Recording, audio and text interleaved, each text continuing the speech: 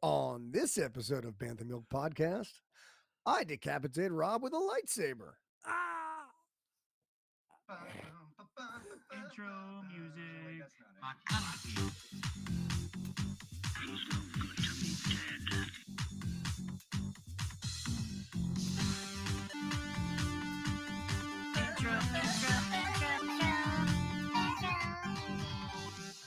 Hunting is a complicated profession. Can you tell that we're in my basement? You're wearing a jacket. I'm wearing a winter hat. It's cold down here. Yeah, I'm typically a fan of the cold, but up in the Northeast we have some of the bitterest cold we've gotten in some time right now.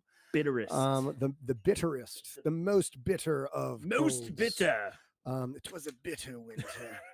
But we are so we're bundled up, but I would prefer to be cold and bundled than warm and sweaty. We already have someone in the comments asking where your beard is.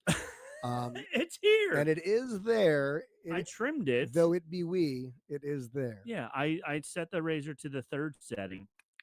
That's and then did it on in the this third weather. setting. No, in this weather, Yeah. you gotta let that stuff grow. Maybe if it continues for when you go next outside week. in that wind, it doesn't just. Oh my hit God. you. Yeah. Well, that's so fun story about that. When I was in 2009, The year I Nicholas graduated college. I was gonna say Nicholas was 12. I was 20. Okay, 20. He was 20. I was at the Phillies World Series game. 21 when it was against the Yankees, and it was in October.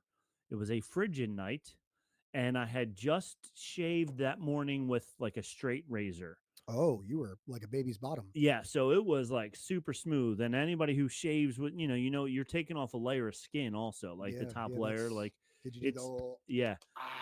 So like I'm out there, and our seats were up high because it was the World Series. They just give you whatever they want to give you. And I'm like, and you take it. Because it's the World Series. So you're like, sure, I'm in. But I was like, oh my gosh, my face is so cold.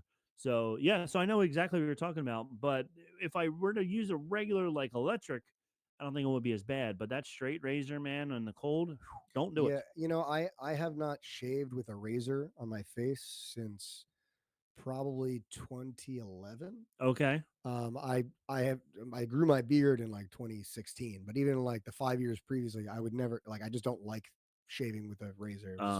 So I always just used like whatever the buzz setting on my buzzer, and I just had it like a constant stubble because I couldn't grow a beard at the time. But now that I have it, it's going nowhere. But this isn't a beard podcast. This is not Rob, a beard podcast. No matter this how is much not you about want it men's to be. facial hair. No, this is a beer podcast. Kinda. Sips of Sunshine. Yeah, that's a new one. Huh? Yeah, Lawson's Finest Liquids, 8%. Oh, that's a big one. And it's a pounder. So that's a big one and a big one. And a big one. It's an IPA, 8%er, Sips of Sunshine. Is there like a description of the flavor palette on Yes, it says our lupin-laden Indian Pale Ale. Lupin-laden is packed with juicy tropical fruit character, bright floral aromas. Wait, which tropical fruit character? Is it the Hawaiian Punch guy? It is the Hawaiian Punch guy. Okay. Yeah, you see, that's all the tropical fruits. Well, yeah, I mean, I can't think of any other character. No. Bright floral aromas and delectable layers of hop flavor. Sip mindfully, inhale deeply, and enjoy a tropical vacation in a can. What kind of flavor? What kind of aromas did they promise? They just floral aromas. Okay, I want you to tell me it smells like flowers. Flowers. It smells like flowers and tastes like Hawaiian Punch. All right, let's. There's more. Lawson's Finest Liquids. Our name is our promise. We protect freshness. That's a even line. With reading glasses on, this is still small for me. Yeah, it's a hard word. That's a tough word. Would have got me too. Yeah, freshness. There's two syllables in there. It's tough for me. Oh my gosh! Do you watch Abbott Elementary? I don't. We discussed this last week. Yes, this week they had the people from It's Always Sunny in Philadelphia on. Oh, they were teaching Charlie how to read. It was great. It was so awesome. That must be wonderful.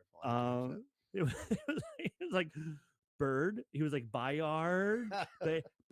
Bird. They're like, yeah, that's a tough one. It's like the classic Big Daddy scene with the Hip Hop Anonymous. Yeah, Hip Hop Anonymous. He gets all the easy words. Cold shipped, cold shelved, all to Wait, cold keep what? cold shelved. Okay, that was not what I heard. No, all to keep. I don't want to That's drink not that what at I said. all. All to keep every beer the freshest. From our breweries to your first sip, visit us at Waterfall, Vermont, or at Lawson's Finest. This is 19.2 fluid ounces. This is a pint, not a pounder, a pint. All right, let's see if it pops Let's open. listen. Oh, I like that. That was a good one. What's the smell like? Flowers?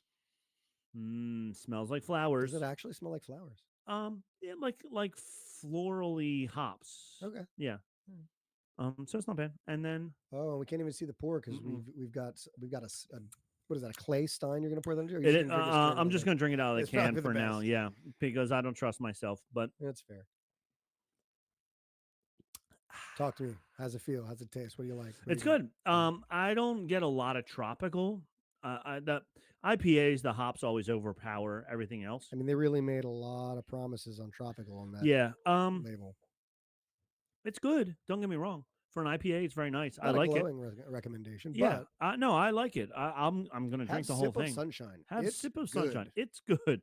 There's an octopus on the cover of it. It does have a pretty legit. Or it's a sun. Can. It looks like a sun. Yeah, it's a legit can. Legit got a little can, sun on there. Yeah. Bam. It's good. I like it. I'll drink it. I'll drink to that. Speaking of the steins, before we go into everything else. So about a year ago, you have one. 65. You have one over there also. I thought I would be awesome and make us our own beer steins. Your handle did not break. My handle did. Oh, is this for me? It's for you. I don't know. I think we can keep them here and just keep them on the table. Yeah. But I tried to make our little Bantha Milk logo on the front. On the back, I tried to make the little mythosaur Where skull. did you do this? In the kitchen. Okay. So I had a cup. I wrapped it all around the cup, and then I started to play around with it and stuff like that. And then, was this just you were bored one day and you had clay laying around? So I mean, we've established the fact that I have lots of ideas and can't sit still. So our art teacher has a kiln for pottery. And I said, "Ooh, can I try and make some stuff also?" She said, "Sure." So she had some extra clay, so she gave me the clay. So then I tried to make these fancy beer steins. You keep saying tried. Yes. Why do you keep saying the word tried to make them? They're right here. I see them. Yes, they're right here, but I don't like what happened with the paint. Okay. So especially with these, for those of you that don't know pottery, I don't know anything about pottery either, except for the fact that the paints have different settings that they burn at, and it's just numbers. They have like number 3 setting, number 4 setting, number 5 setting, whatever. I got the purple paint that's underneath the orange was a number 5 setting, but she always fries everything, or not fries. She bakes fires. Fires is the word. In the kiln. She fires everything in the kiln on 3s because all the paint that she has is 3s. Pops them in a basket, drops them in the deep fryer. Deep fried pottery, delicious. So then she pulled them out after I did the purple, and it didn't work. So then I got I got this orange instead. I was like, all right, let me just do this, whatever. So then this orange fires at 3, but it was very thin. So when I put it on, I thought it was going to be much more orange, and it wasn't. So they are constructed well enough. I mean, you can tell they're hand constructed, and they're nice and thick, and they're going to hold water. I already poured water into that one to see if it would hold, and it did. But I just don't like the way the painting is on them. So, and the other thing that's funny is it took me a year to accomplish it. I got way into it for a couple of weeks, let it dry, and then forgot all about it. I was like, oh, whatever. Right, that thing. Yeah, that's how I do things all the time. All right. Do we want to go over the? Yes, we do. Let's do this real fast. We do our plugs in the beginning of the show for all the rest of the Ears Up people.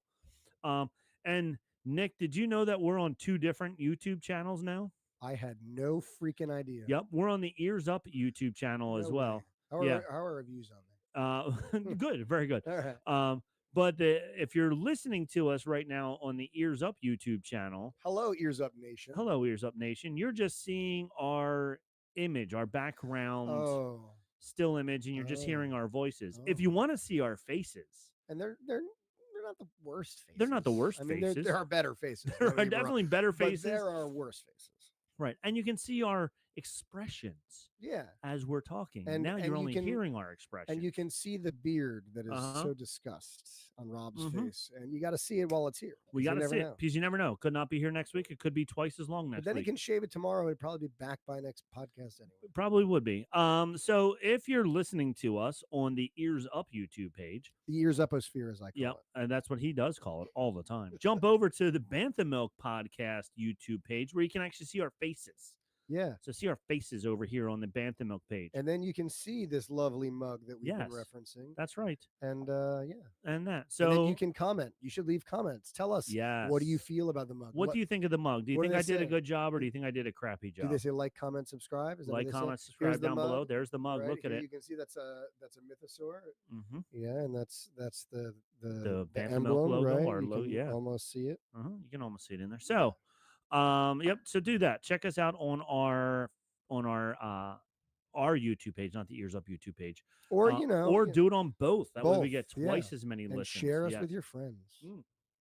And share us with people you don't like that much either. Just share us. Share us with anybody that you know that likes Star Wars. While you're doing that, check out Scraping the Vault, the Supreme Resort, Puny Pod, and the Buena Vista Boys. The Buena Vista Boys, BVB. Way to be. BVB underwear. Oh, no. That's BVD. Is there BVD underwear? Yeah, yeah. They were tighty whities. I don't even know if they're around anymore. Actually, I now don't that think you're so. I've never seen them. No, yeah. Anyway, so check out all those other shows. I have to admit, I'm not exactly up to date on the most recent trends and brands. Well, these are not trend. These were tighty whities. These were not trendy underwears. Those were trendy in the 80s. In the 80s, that's what everybody wore them. That was it. Like, you wear boxers? Are you crazy? Are you crazy? That's ridiculous. All right, so check all that stuff out. And while you're doing that, here's time for trivia with Nick. Trivia. I love that. Yes. All right. So the first Mandalorian question for the 1-point question for Nick. How many Mandalorians rescue Mando from the Quarren? For a 1-point question, this one's pretty tough. Yeah, from the Quarren? Yeah. A, 3, B, 1, or C, 5? 3. 3 is the answer. Ding, ding, ding. Very good. You know what's interesting is my TikTok algorithm, which is probably going to be gone in a couple of days because I guess TikTok will be gone in a couple of days. I'm gonna have to watch Facebook Reels like an old person. I just dropped my phone. Anyway, it's been channeling at me a bunch of Book of Boba Fett and Mandal. Well, yeah, but but it's thankfully it's only like it's the best possible to watch Boba Fett is via the Mando part. Well, no, if you're gonna watch Book of Boba Fett, watch it in in TikTok version because then they'll just take all the parts where something actually happens and that's all you need to see. So I've actually been enjoying it, and then I know I'm going to go back and watch it on TV and be like, "Screw this." Yeah. I'm guessing the speeder bike chase scene has never shown up. Have not seen it yet. Have not seen it yet. Anyway, so I actually that scene popped up. The one I guess it's this one popped up on my algorithm the other day because all I can think of is this scene because he was fighting this giant water monster and. Grogu got sucked up into it in his little case. Oh, in his little cocoon, yes. Yeah, and then yes, on the ship, they were on that boat. The thing was trapped in the boat. Yeah.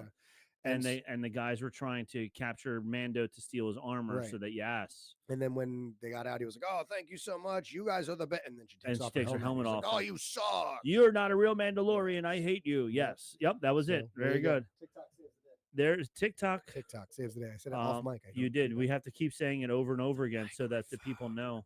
The microphone, Rob. The microphone. What happened to the child when he uses the Force? This is a 2-point question. What happened to the child? What happens to the child when he uses the Force? He falls on his butt.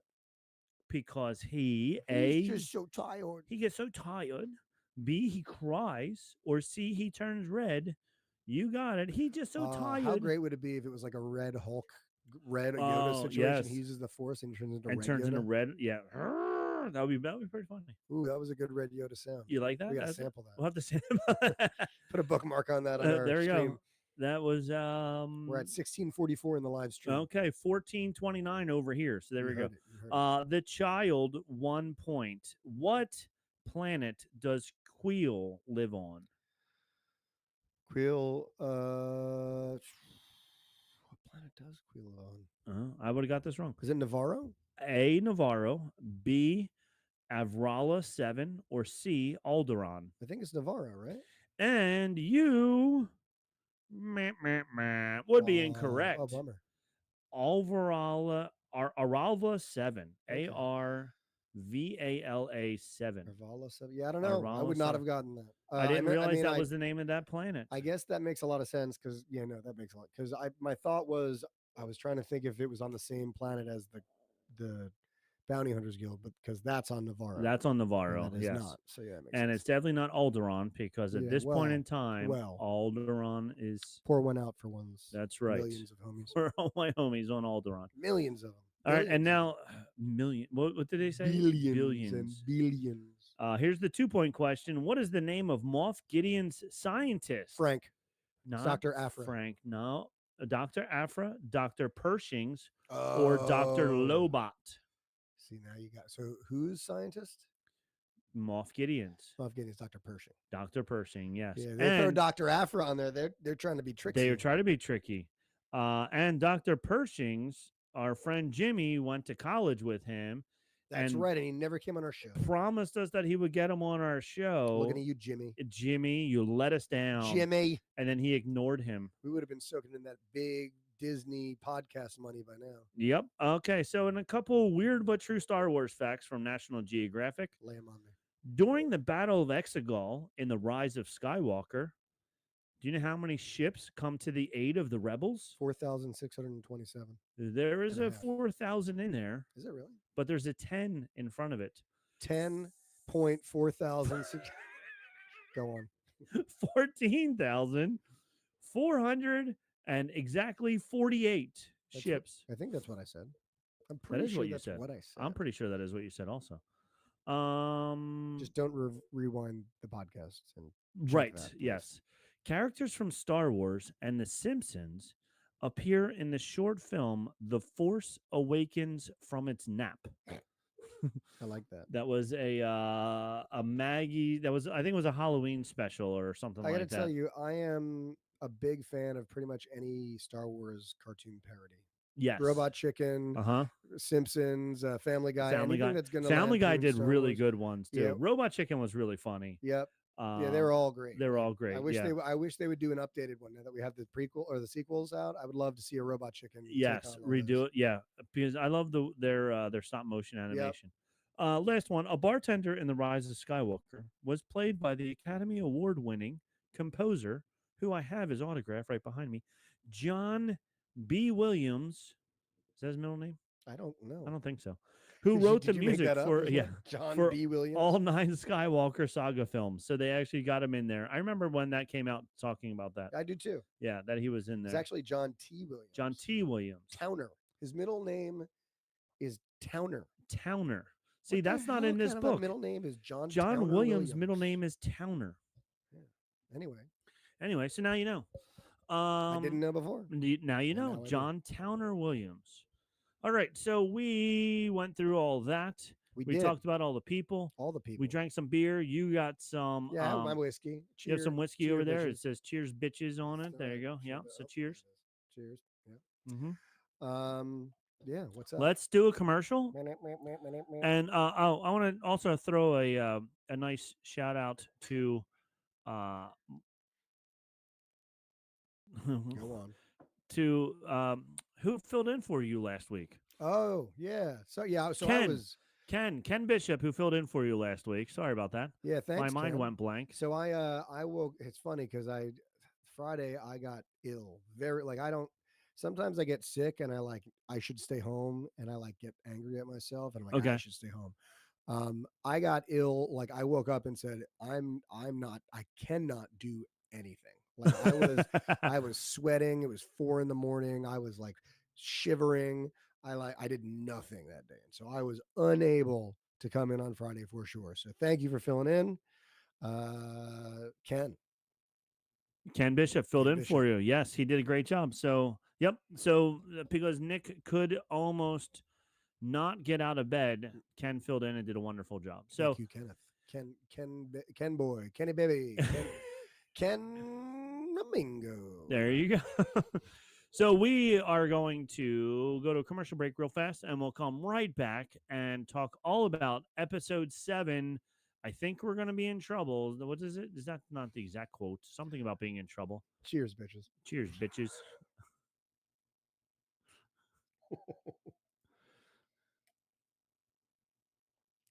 And we're back. And we're back. We're back and better than ever. It's Brittany, bitch. It's It was going to be a PG-13. I know. I'm going to have to put the little E next to this. The demonetize. explicit.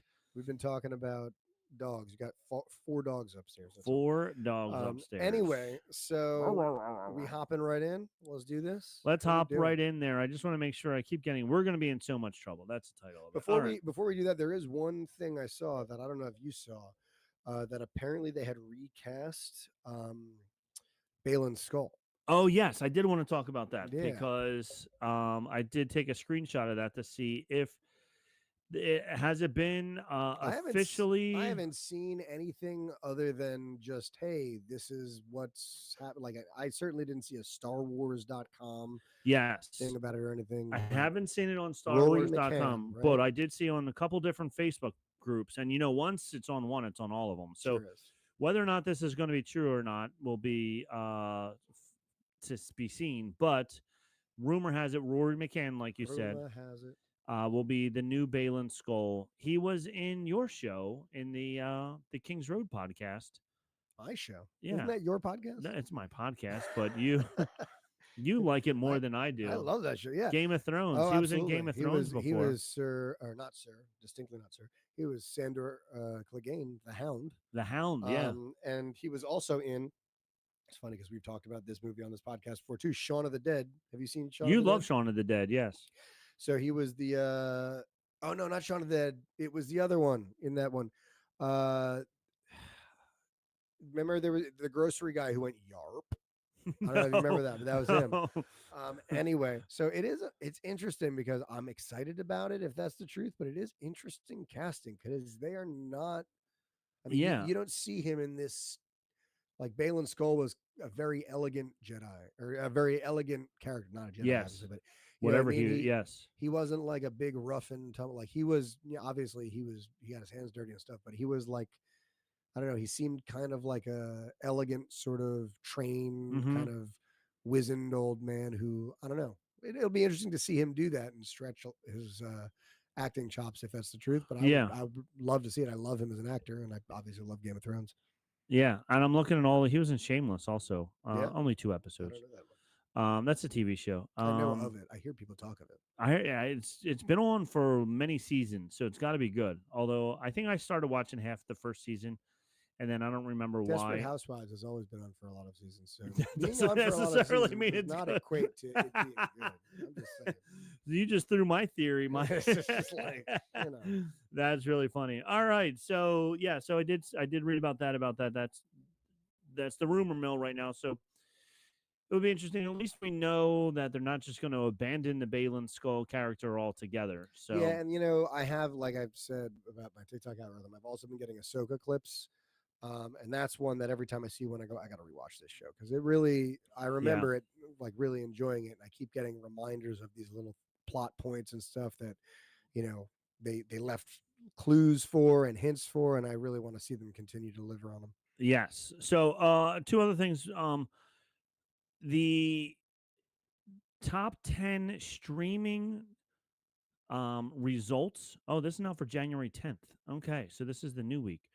But there's articles that say this show that we are loving. I'm loving. Are you loving this, Skeleton Crew? Okay, good. Because I'm a big fan. And I was going to actually talk to you about where you would rank this right now. Ooh, look at this. Even better. Beautiful. I love it. But there were articles out there saying that it was getting worse ratings and lower viewership than The Acolyte. And then there was other articles that said it's on fire. Right. So on this Flix Patrol, which I don't know where they get their numbers from, but this Flix Patrol tells you how, I guess in millions of viewers or minutes or something like that. It just has numbers next to it. how popular the shows are on all the different streaming services. Well, I guess because the Nielsen ratings aren't a thing anymore. Yeah, like- not for the streaming stuff, but they Right. still are on the regular television. It's just hard to see. So, like, top 10 movies on HBO. Joker number 2 is number 1. That's Joker, confusing. it is. Joker Folie Adieu Ugh. is number 2. Bless I've you. heard only terrible things about that movie. Oh, really? Yeah. It's second most viewed on there. Top 10 TV shows on Netflix. Squid Game is number 1. Did you watch the second season? I haven't seen the first one. My Oh. wife has been trying to get me to watch it the first season so that she can watch the second season. Okay. Yeah, it's good. Yeah. I know the premise and I've seen bits of it. Yeah. And so I watched all of the second season in one day or maybe 2 days. I'm As trying you to do. think. Yeah, I'm trying to think if you needed to see the first season to really understand it. Probably not. And I think if you didn't watch the first season, the second season would be more exciting for you because you did not know what was coming, type of thing. Okay. Where, like, not that second season was a complete duplicate of the first season, but whatever. So then you go down to Disney, and top movies on Disney. Lion King is number 1. Deadpool and Wolverine is 2. Family Guy, the movie, Didn't know that was a thing. I didn't know that was either, is the number 3 movie on Disney Plus. Top 10 TV shows for January 10th. Now, this was number 3 behind Grey's Anatomy and Modern Family.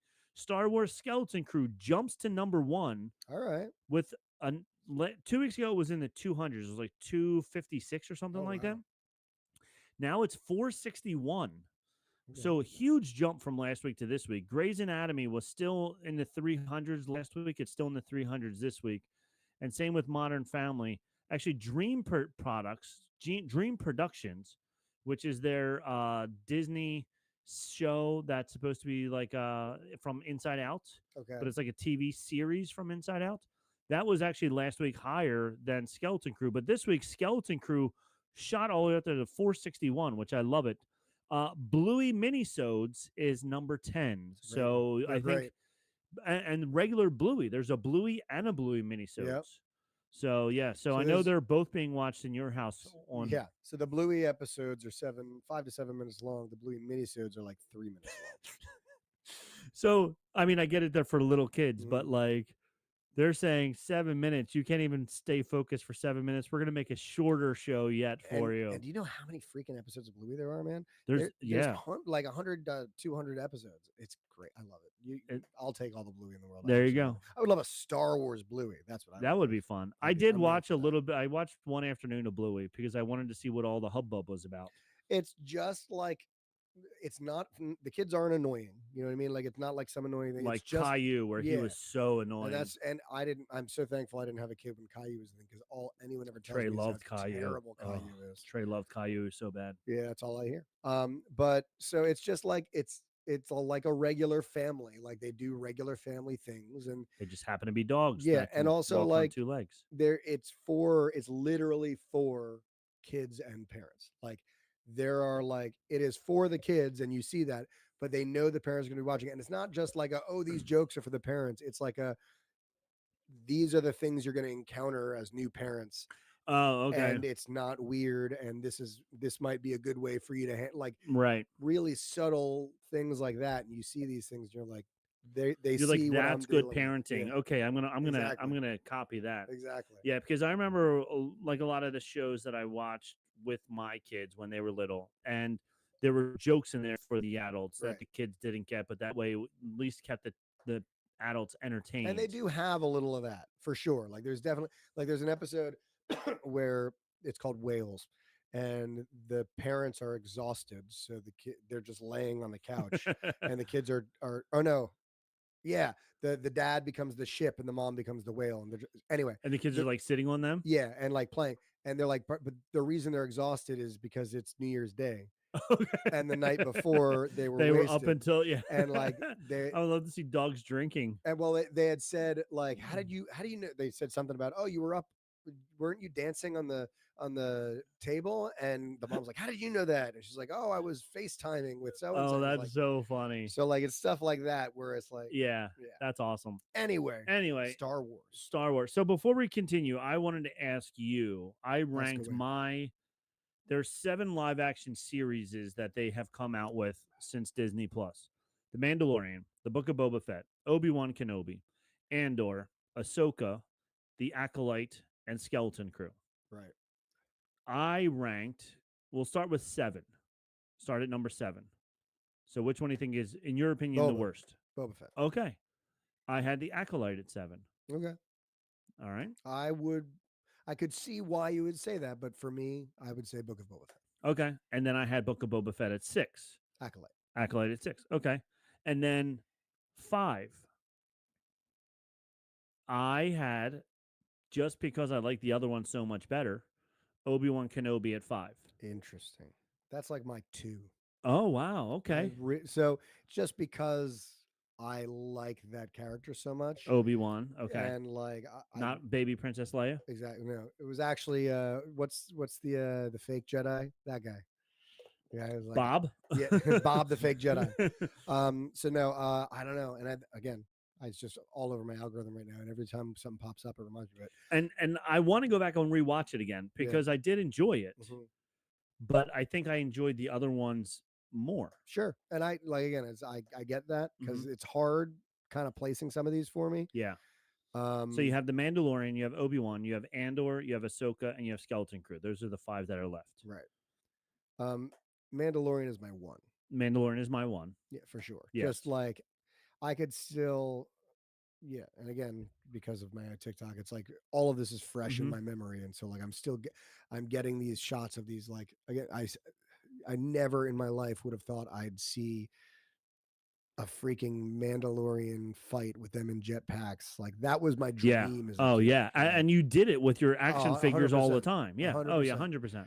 And forget about that. And then all of a sudden, one of them has the dark saber. Uh-huh. And like I've been kind of thinking more and more recently about the mythos behind like the Mandal, and like because part of this thing is like, oh, she saw the mythosaur, and like that's fabled to like it means she's fated for greatness and stuff. And like I've recently started remembering how much of this is not sci-fi, but it's fantasy. Yeah.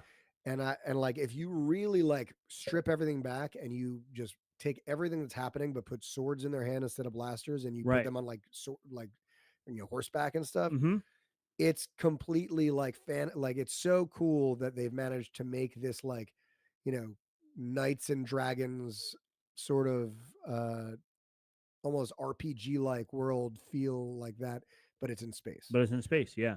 So like, and that's part of why I like Jedi too, because like the Jedi Knights when I was a kid, like Jedi Knight wasn't like, it was like a Jedi Knight. Yes. You know what I mean? And like it was always been kind of like that for me. So that I think that's why Mando and Kenobi are my top 2, just because of that relationship. Okay. I think Skeleton Crew would be 3.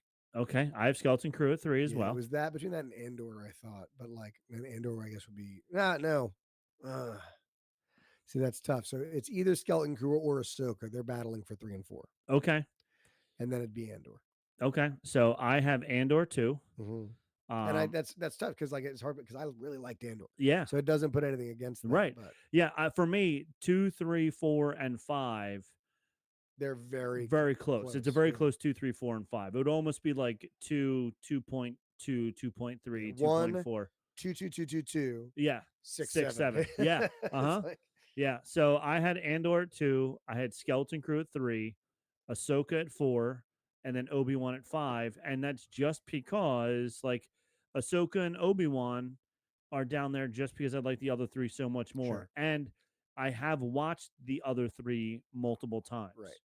Where I mean, I haven't gone back and watched Andor or you can Ahsoka. Gauge your enthusiasm for it if you're genuinely urging to go back and watch a second and a third time versus when you're not. Right. Sure. And like I'm willing and thinking about, oh, I really should go back and watch Ahsoka again. I really should go back and watch Obi-Wan again. At no point in time in my head am I going, oh, I should go back and watch Book of Boba Fett again or Skeleton Crew. So, okay, I just wanted to see where your 7 were compared to my Acolyte, 7. Acolyte. That's what, whatever I said. Yeah, Acolyte. Yes. So yeah. So Mandalorian 1. At home, what do you think? You tell us out of those 7, what is your order? Mandalorian, Book of Boba Fett, here. right down there in the comments down the below. comments section. Oh, here it is. Right over there. Oh. Yep. All right. So now we're going to finally, 30 minutes in, we are going to 36 actually. 36 minutes in. We're now going to break down episode 7. Break it down. We gotta make that into That's a thing. good That's sound. it Yeah, right there you go. Well, the skeleton crew. We are going to be in so much trouble. So the opening scene, they're in the woods. The parents are in the woods releasing the beacon. Yeah, and we got our nod, our Star Wars nod, right? Or we have to put this in every franchise Star Wars nod. Oh yes, I have a bad. Uh-oh. Yeah. And it was very ET-esque. Yep. For anybody who's, if you haven't seen ET, go watch ET.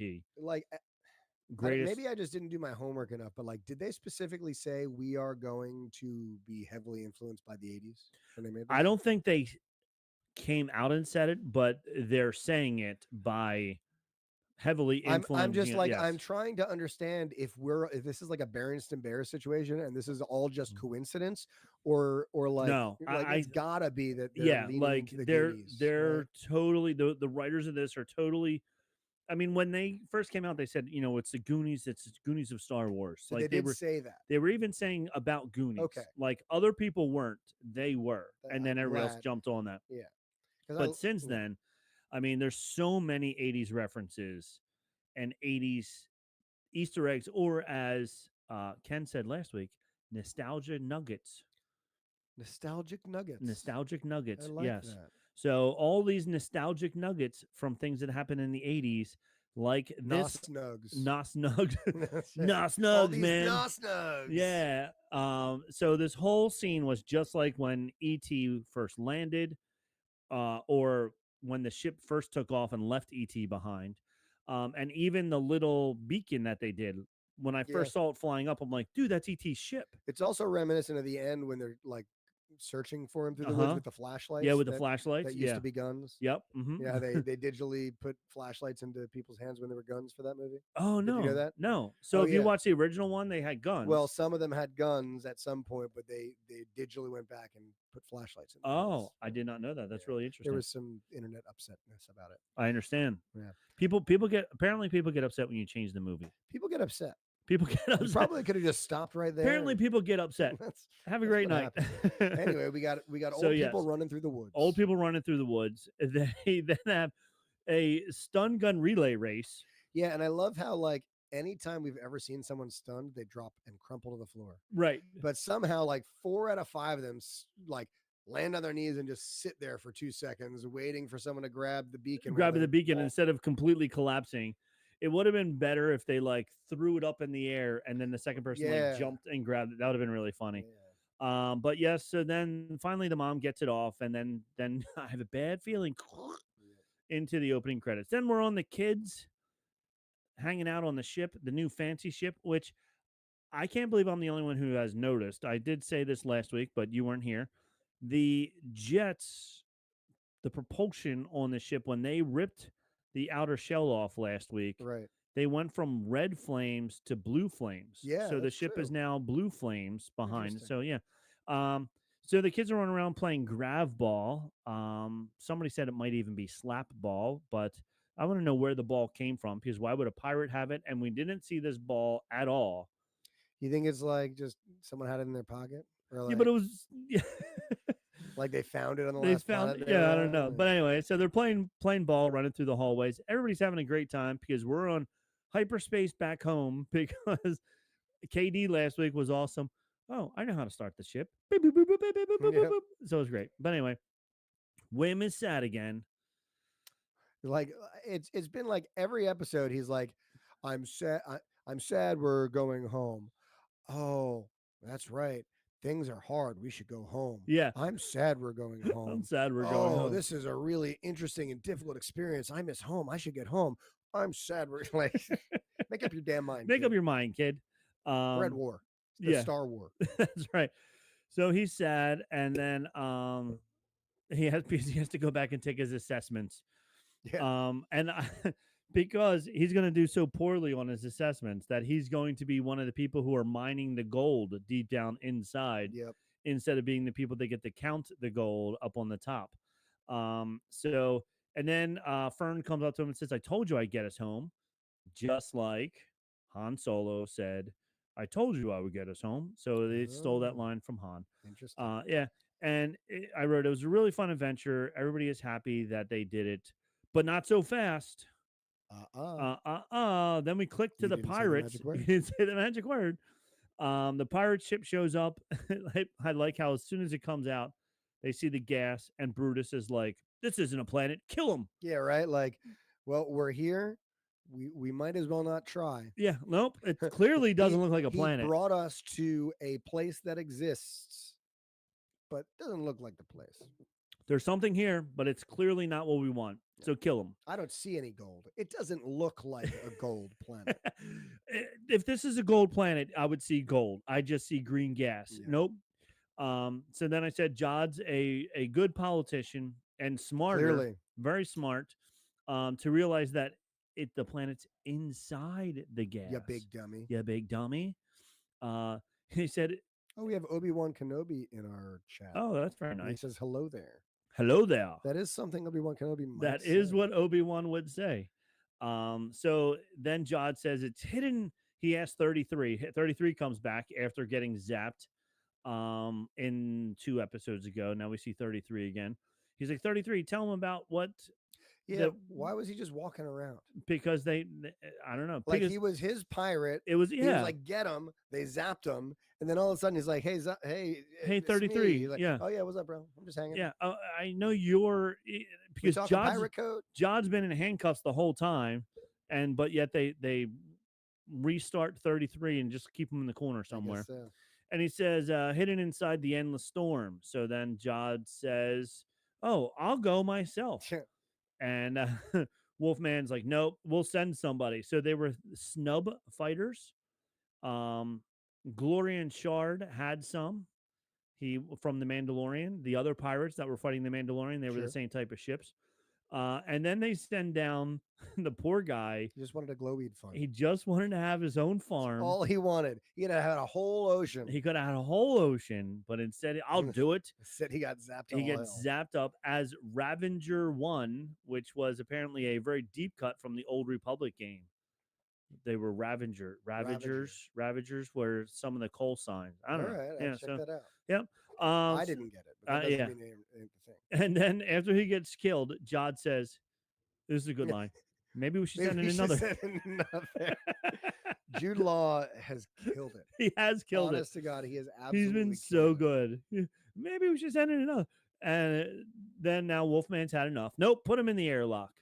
And it was very interesting. The pirates, the rest of the crew, were not releasing him. Yeah, they were like, but we like him. He's given us a lot of character and the other guy's kind of a jerk. Yeah, Wolfman's kind of a jerk. Even when Brutus, even when he sent in that guy into the storm, the guy was like he went on the radio and he was like engaging into the atmosphere now, and Brutus was like, shut up, just do it. It was like, really, bro?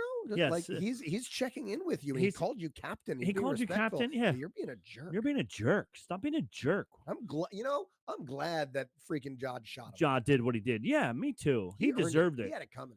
So now you know Wolfmen are bad people. Hey, let's not let this one Wolfman be a slander on all Wolfmen. Well, look, teen wolves are good. That we know. Right, but once they ascend to adulthood, you don't like an adult wolf. Oh, you know what would have been a great scene is if he was standing on top of the ship at one point, like in Teen Wolf. That would be good. That would be really good.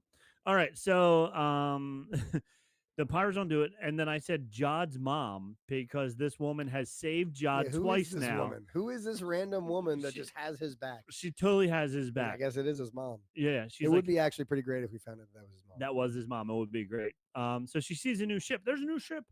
And then Jod says, "That's it. This ship is the key." And he's like, "Release me." So then they did release him. And then we go to the kids.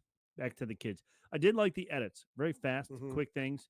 So you're seeing the kids' joy and then the pirates' not joy. Then the kids' joy and then the kids scared and then the pirates not, so it was fun. You go, "Oh, that's what the barrier looks like from the outside." Then the pirate ship's tractor beam brings them into their ship. And Jod and Brutus, I like this. They're walking together to go to the ship. Yep. And Jod's like, the crew loves me. And Brutus is like, the crew loves plunder. And he's like, no, the crew loves me. No, they got the hots for me. They got the hots for me. So then Brutus starts walking up the thing. Come out, you cowards. And I did not see this coming at all, even though they foreshadowed it 2 times. Yeah. We saw this claw twice before. Oh, I you're didn't right.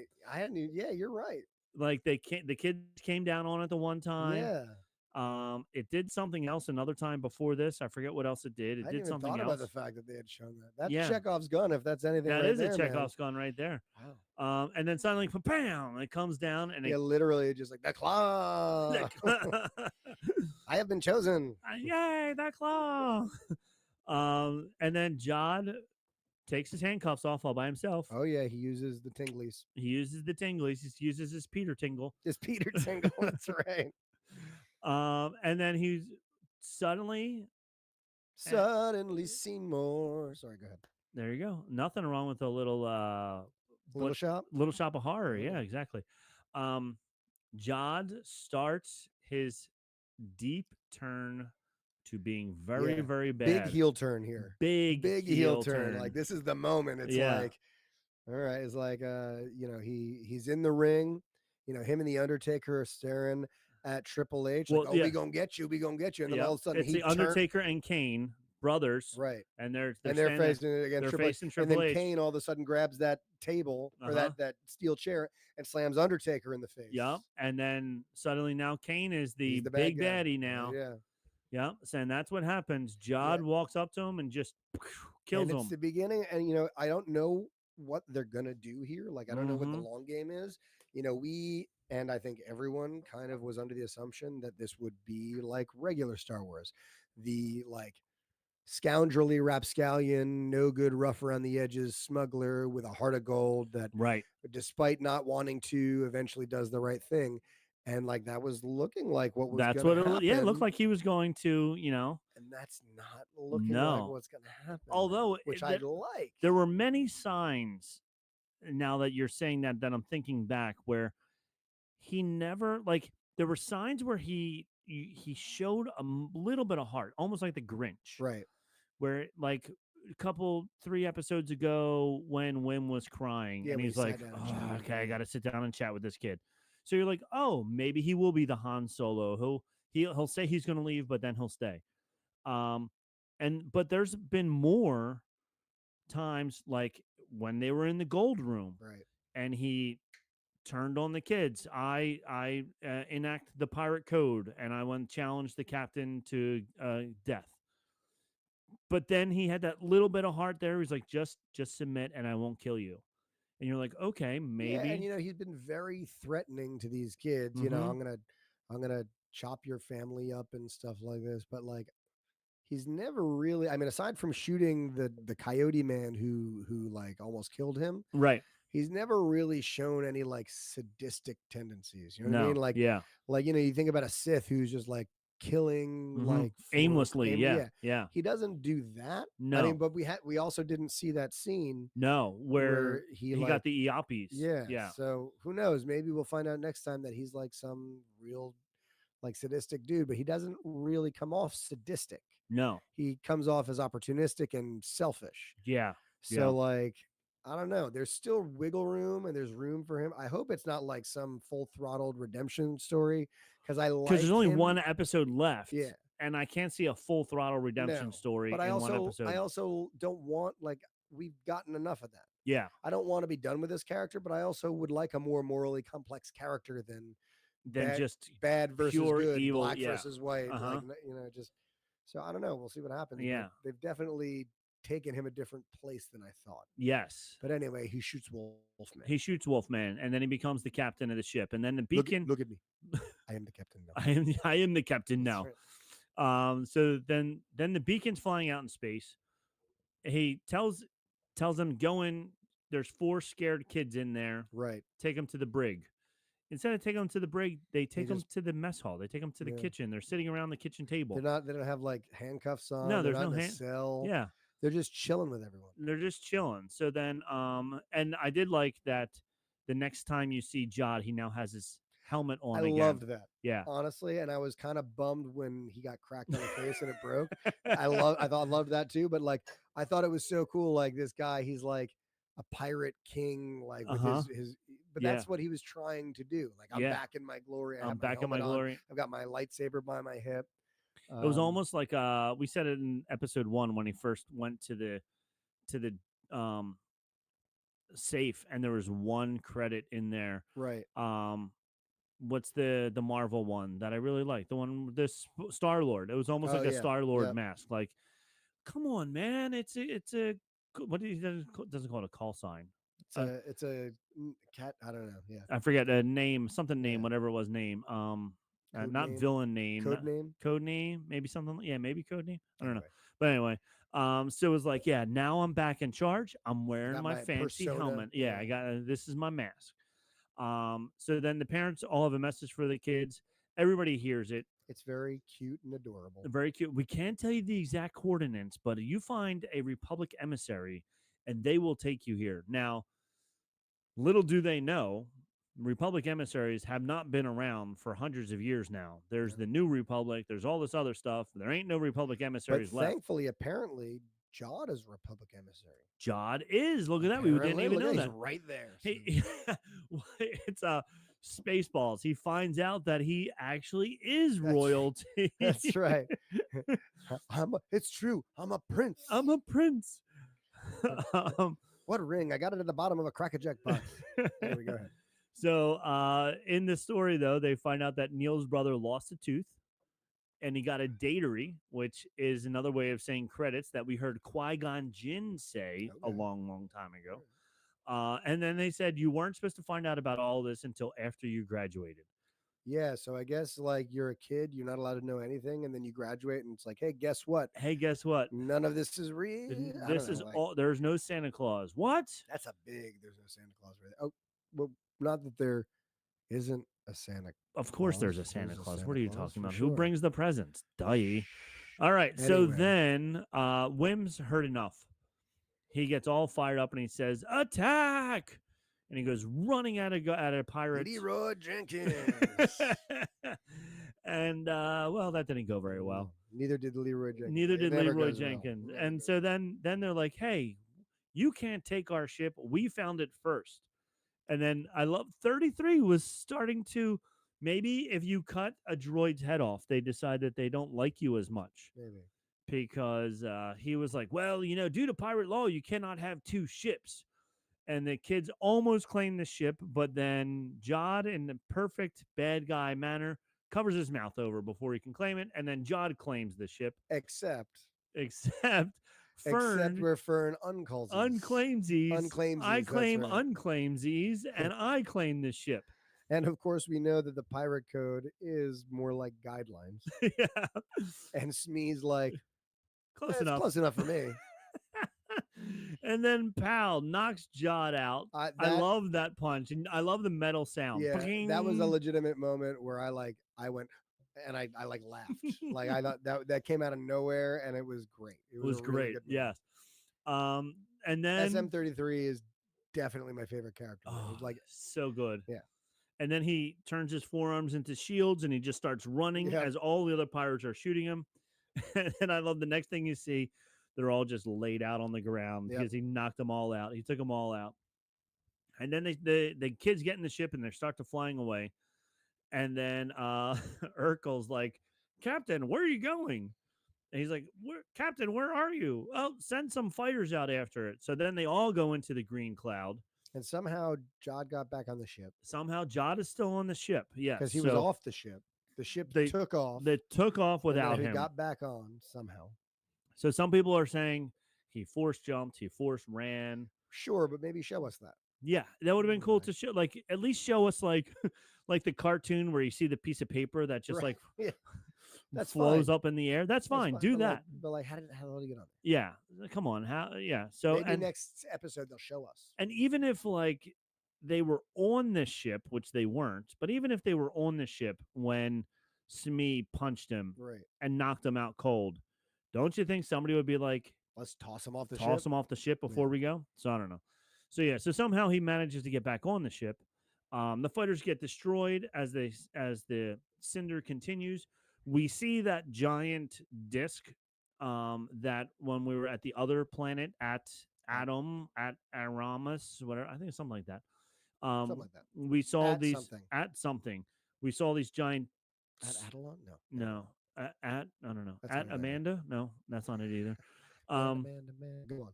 But we saw the giant discs floating out there. Right. Yeah. Now we know what they were. All busted up. Right. Yeah. So now we know what they were. Yeah, these are, I guess they create the storm. They create the storm. And then they zap the hell out of you. Anything that goes in the storm. I also love that, like, I guess there's like a beacon or something on the ship, because when that ship passes by, they change from red to green. Yeah. It's like, boop, it like scans it. Mm-hmm. It's like, oh, you're good. And you're like cool. when they launched the ET thing, she put that little beacon in the middle of it, and that was to get it past that. So they have more of these little beacons around, whatever. But so the ship is an Aden Mint ship, so it was interesting. And then they were able to go right past the protected beacons. Like you said, they turn green, then autopilot turns on, and then Fern has a great line. My mom totally lied. Yeah, we're going to be in so much trouble. Yep. And then suddenly Jod lightsaber turns on. Just his kappa was detated. Yes. From his head. Smee was like, "Don't worry, kids. I'll take care of this." No, I won't. No, you won't. It was shocking for sure, but I am thankful. That's a droid. It's a droid. We've seen their heads come off. We even saw C-3PO's head in came pieces. off in pieces. Most of his body parts come off. He was in many different parts. That being said, it was stone cold. Very stone cold. He just like chopped that head straight off. That was more direct than Luke Skywalker in Mandalorian, or was he Mandalorian Book of Boba Fett when he went and took all the fighters? Oh, it was Mando. It was Mando. Okay, yeah. When he what were they? The dark troopers. Dark troopers. Yeah. When he decapitated and killed all those dark troopers, it was worse than that because it was much more direct. Boom, done. It was just one swipe. And then Jod really doubles down on this heel turn. Yep. It's like, not only did I cut this robot's head off, but I saw your parents. Mm-hmm. I know what they look like. And I have a now lightsaber, I know what your parents look I'll like. Chop them up. I'm not afraid to chop them up. I'll cut them down right in front of your eyes. I'll chop them all down for you. I wrote down here, he has mommy issues. Yeah, for sure. Yeah, he needs to talk to somebody. Yeah. He needs a therapist. Yeah. So people are saying that it was Form 7, his lightsaber skills. Okay. Which is also your favorite count, Dooku. Oh. His Jedi skills. Well, what is that one? Is it Ataru or Makashi? I thought that was Form 7. I thought that was what he did. Yeah, but what it has a name. Oh, I don't know. Hold on. Are you going to look it up? Yep. Okay. So then while you're looking that up, we'll go back to him threatening, sit down, shut up. Juyo. Okay. There you go. Yeah. So so he was saying, to the kid, shut up. And then Wims suddenly gets tough. Stop being mean to him. Not him, all of you. You all suck. Shut up, every one of you. So, yeah. And then he really got mean to kids. He got mean to kids real fast. Like you're like 50 years old and you're like really berating 10-year-olds. These kids were riding their bikes all over his lawn for the past 50 years. And he's like, get off my lawn. Yep. And then people also said that the way he held his lightsaber was the same way we saw Anakin hold the lightsaber when he killed all the younglings. Oh, that is kind of reminiscent of that, yes.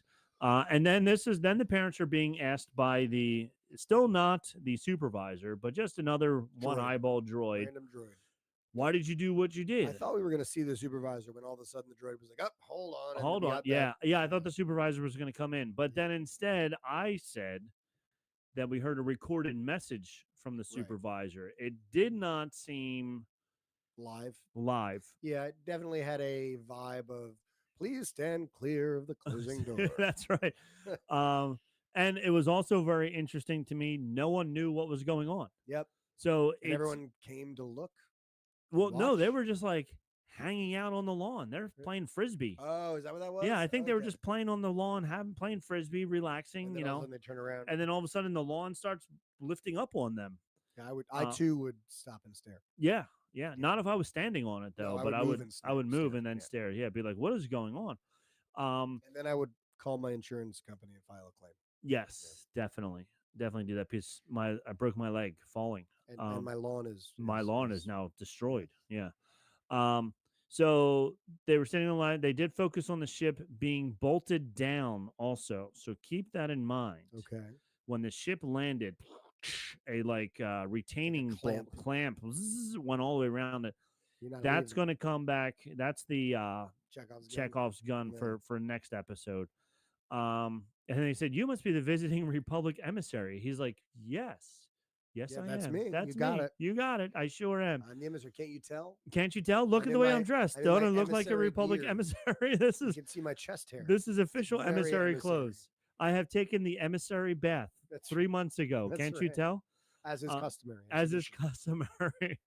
And then also, John says, I picked up these 3 waifs I found along the way.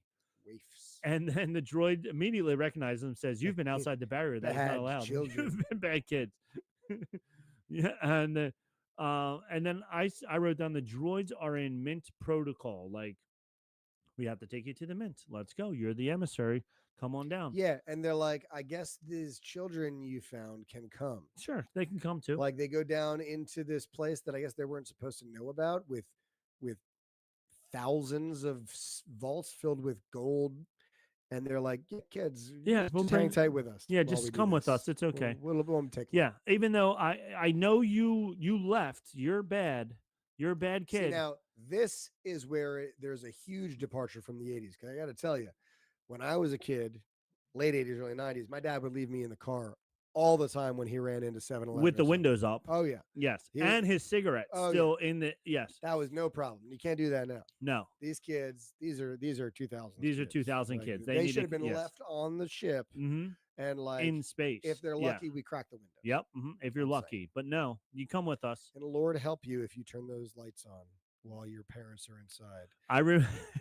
I remember as a kid, my dad had a conversion van. Sure. Real nice one. It had like the fancy seats inside. Now, it didn't have the airbrush on the side like the 80s vans did. This was like, it was done by Craftsman, the like camping company. Sure. So like in the 90s, they made classy versions of the 80s fancy ones. But I remember my parents went in first to the mall. They went in for something, I don't remember. And my brother and I were like, no, we're going to stay in the car. So you could like crawl through the seats. So we crawled through the seats as people walked by. We were pushing on the brake. Oh my God. So the brake lights would come. And then people were coming around and they're like looking like, what's going on? And then we like hid in the back and, the windows were tinted so they couldn't see in. Oh, good times as a kid. But you couldn't do that today. No, and see, I distinctly remember like one of my core memories as a child is being like, my dad's like, all right, I'm going into the store. It's like literally at a 7-Eleven. It's not going to take long. He goes in and I'm like, hey, I'm going to be silly. I'm going to hide. So I hid in the like between the front chair and the back seat. And he comes back and he just lays into me, yelling at me about how like people are going to think he's trying to steal me. Oh, steal you? And then literally someone called the cops. No way, really? Because they saw him yelling at me and they thought he was telling me to get down. To get down? Oh my gosh, that is so funny. Oh yeah. Yeah, you did not. That was not you didn't sit down that night. No, there was no. There were some words. Yeah, and that was the other thing you can't do now. You can't beat kids the way I used to get beat. Also, so yeah, good times. Yeah. We grew up in a great area. 70s, 80s, 90s. They were the best times. Best hits of the 70s, 80s, 90s, and today. On WEOK.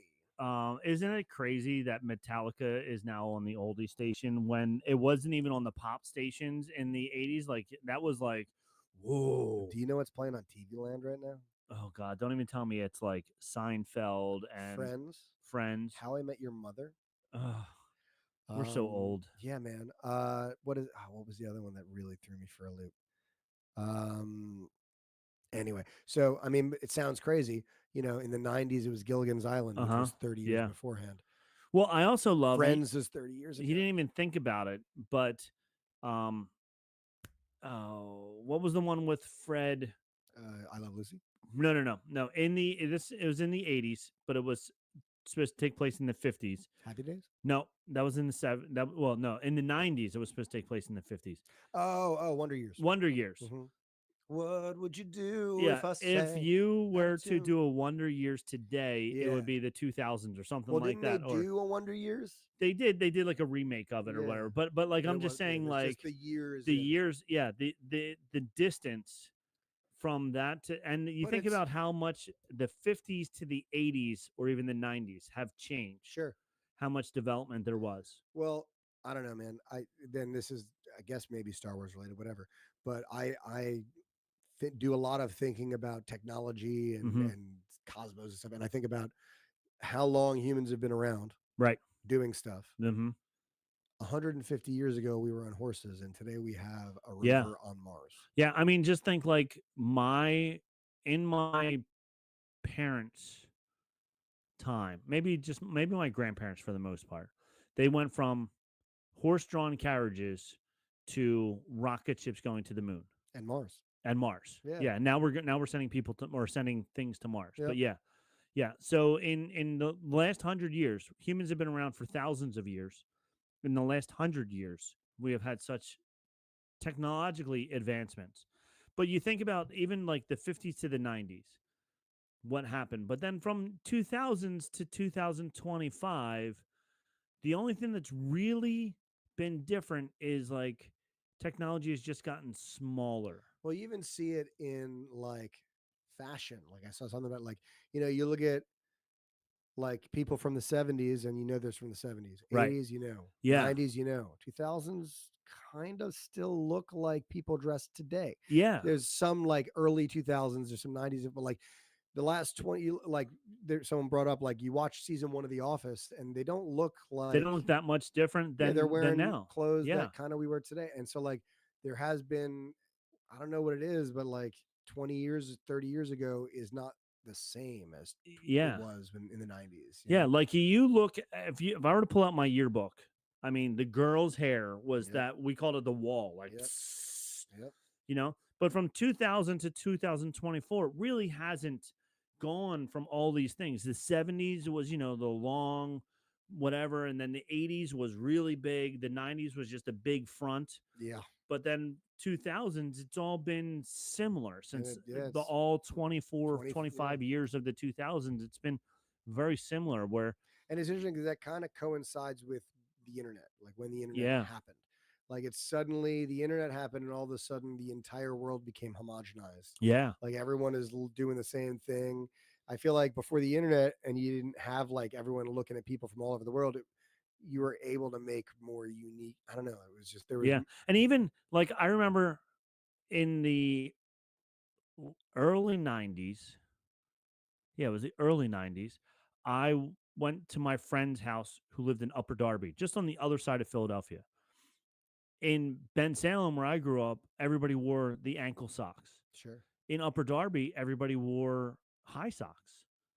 And so, like, I'm walking around Upper Darby with short socks on.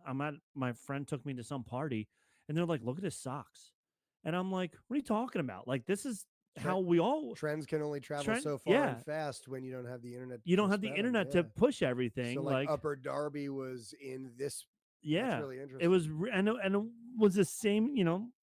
Whatever. I went back to Ben Salem. Everybody had short socks. Yeah. It was just a weird thing. Like I just remember that. Like I was like, "What?"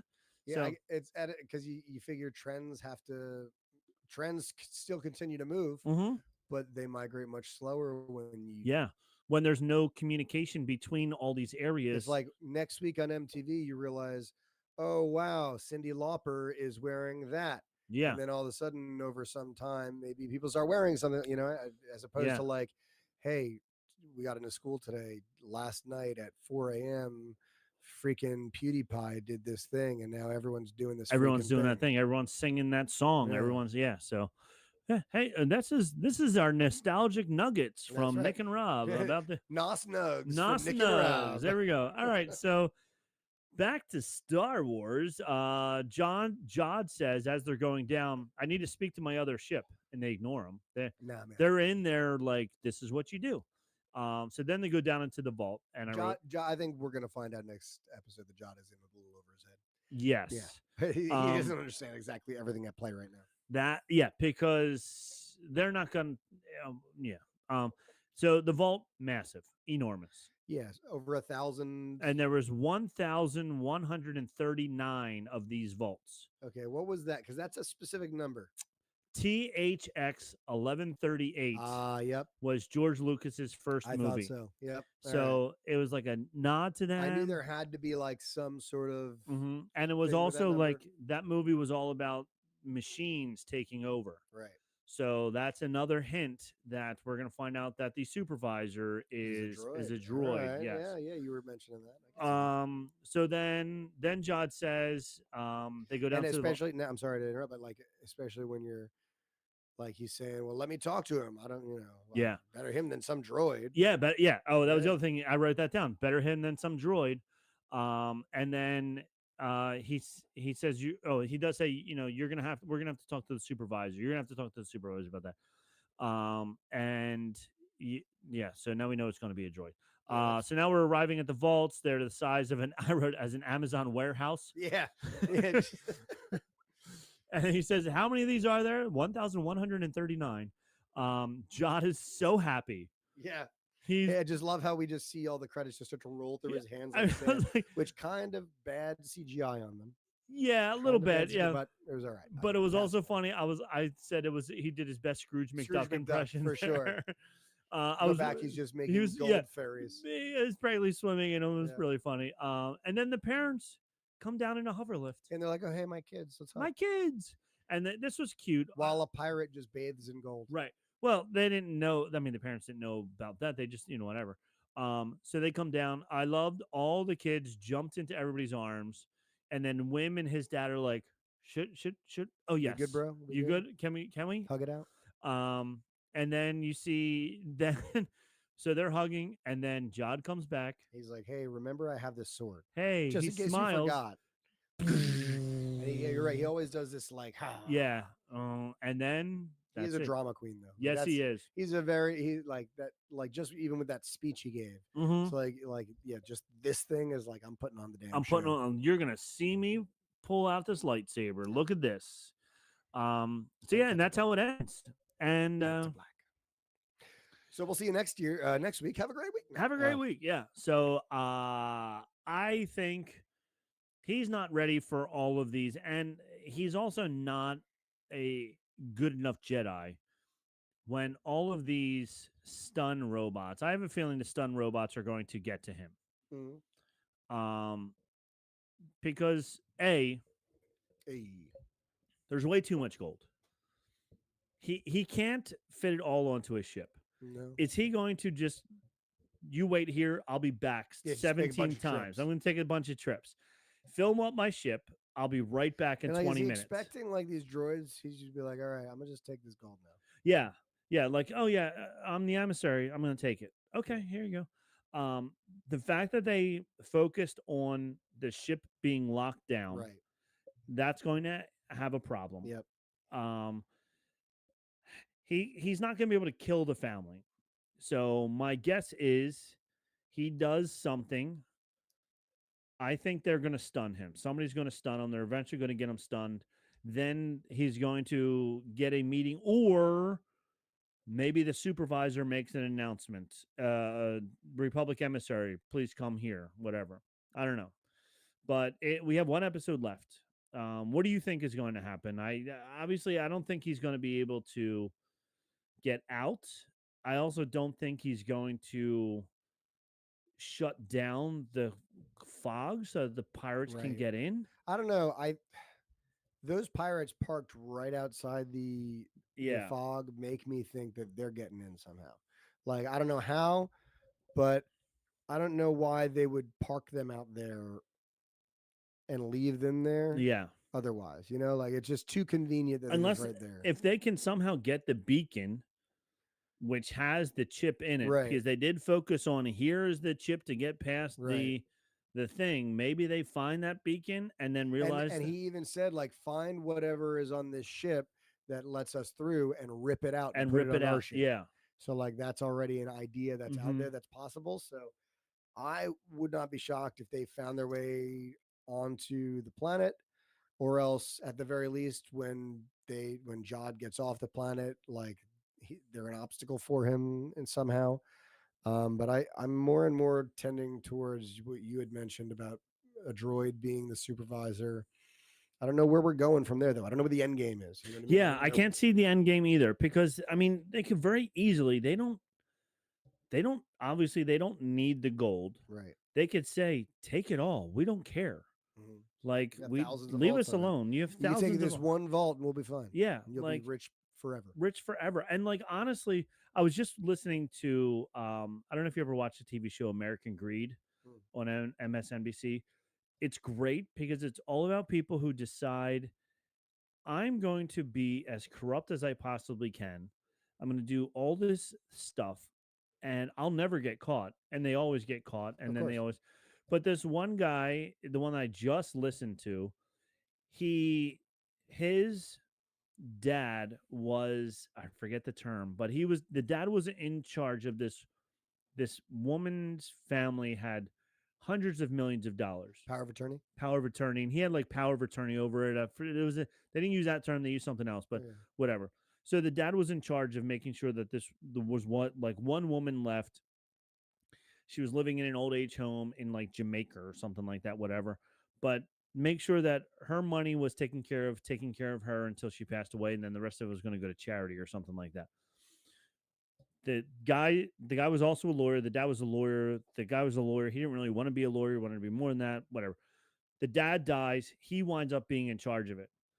He convinces the other people that are in charge that they should take $50 million of this out so that they can invest it in things to make her more money and to secure her money. Okay. Instead, he takes the $50 million out and just spends it all Sure. because that's what you do when you now have $50 million. He was buying, I got to tell you, Rob, if I had $50 million, I'd spend some of it. even if it's not your $50 million. Sure, why not? I got bills. I got bills. Yeah. So he like bought his friend a $2 million jet. He did all this, and he was telling people that it was for the good, but it was just for him. He went and he had a $600,000 a year salary. So us people who don't make that kind of money. Wait, you're not making 600,000? I am not, even with all of the years of teaching that I have under You're my not belt. at 600K yet? Not Man. yet. No, I know. Maybe next year. I should have got my master's. Then That's I would have right. been Then able you'd be to. at 600, I'd be 750 easily. But yeah, so he's making 600K, and then he still wanted more, and he wanted more. This is the same thing.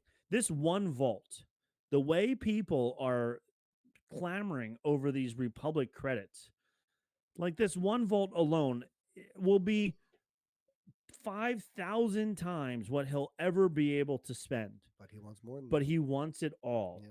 And so that's going to be his downfall, Yeah. is him trying to get it all and figure out how to get it all out. I mean, the bro could stuff his pockets right now and get the hell out of here, and he'd probably be rich for the rest of And his he'd be life. fine. He'd be fine. He doesn't need 50 million. He could do fine with 2 million and be happy.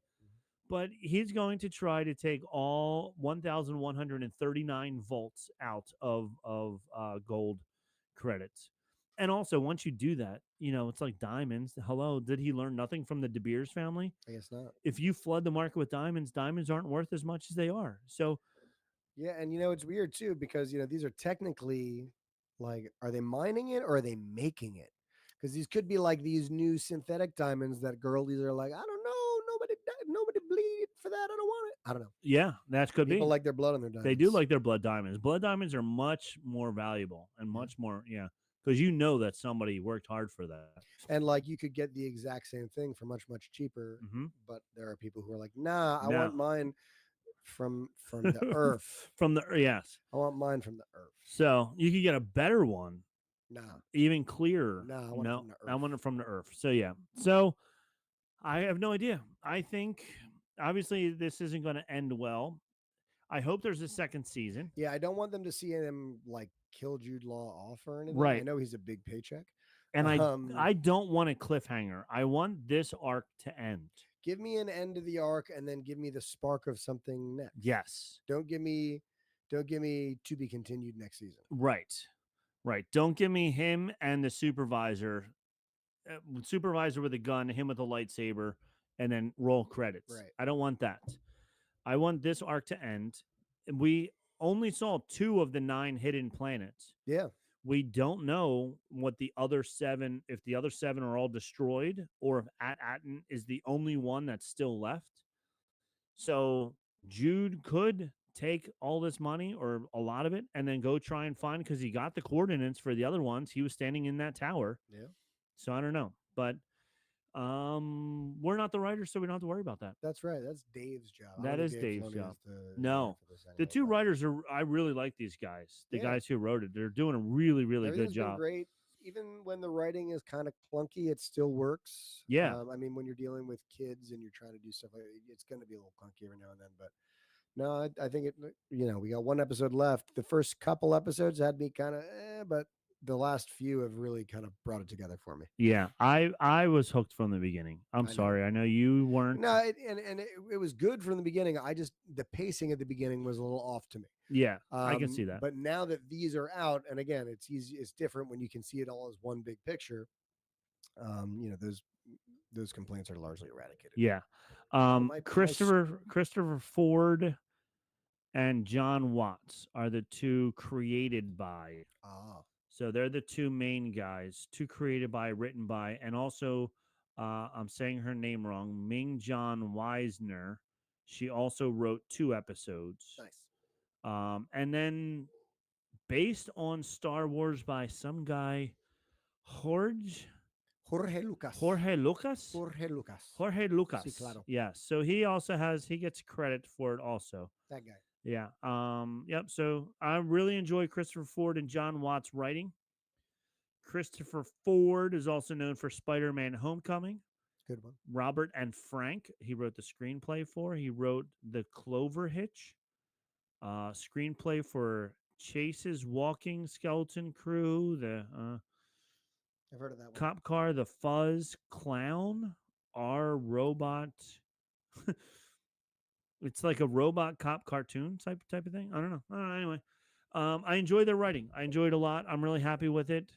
It's a huge turnaround, giant 180 from The Acolyte. That's for sure. Let's hope it continues that way and we get another season of it. But yes. We'll come back at you next week with our finale discussion.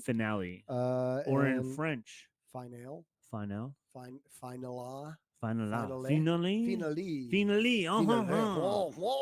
Oh, appropriation. From all of us here at Bantha Milk Podcast headquarters.